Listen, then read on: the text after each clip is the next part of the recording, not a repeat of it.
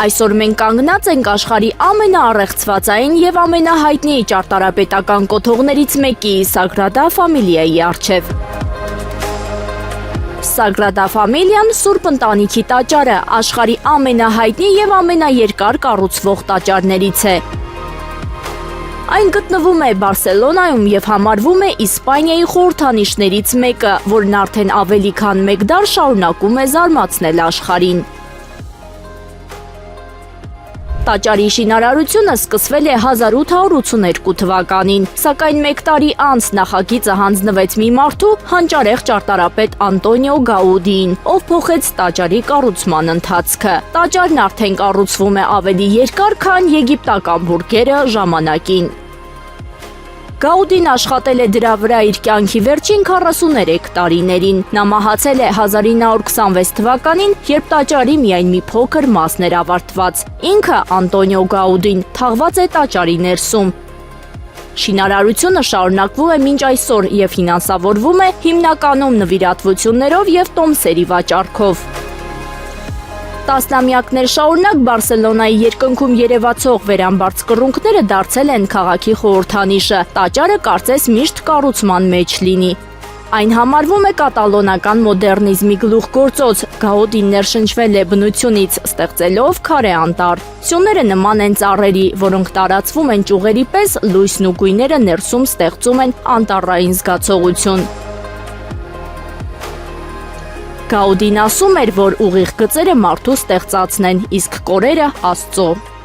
Կառույցում օգտագործված են բարդ երկրաչափական ձևեր եւ խորհրդանշական պատկերներ, հիպերբոլոիդներ, պարաբոլոիդներ եւ այլ բարդ երկրաչափական ձևեր։ Գաուդին մոդելներ էր ստեղծում կախված շղթաներով, ճիշտ կամարներ ստանալու համար, սակայն Սագրադա Ֆամիլիայի կառուցման ճանապարհը հեշտ չի եղել։ Իսպանիայի քաղաքացիական պատերազմի ժամանակ այրվել են Գաուդիի բազմաթիվ գծագրեր եւ մոդելներ։ Ճարտարապետները ստիպված էին վերակառուցել նախագիծը, օգտագործելով պահպանված բեկորներն ու լուսանկարները։ Տաճարի ամենահայտնի խորհրդանիշներից մեկը գտնվում է Չարչարանքների ճակատամասում, թվերով կազմված կախարդական քառակուսին։ Ինչպես էլ գումարենք թվերը, հորիզոնական, ուղղահայաց կամ անկյունագծով արդյունքը միշտ 33 է, Քրիստոսի տարիքը։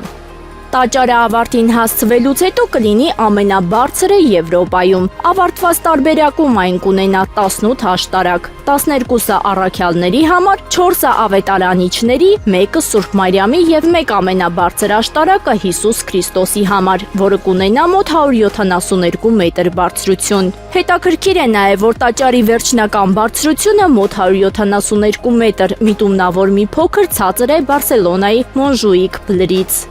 Գաուդին կարծում էր, որ մարդու ստեղծածը չպետք է գերազանցի Աստծո ստեղծած բնությունը, եւ այսօր ավելի քան 140 տարի անց շինարարությունը դեռևս շարունակվում է։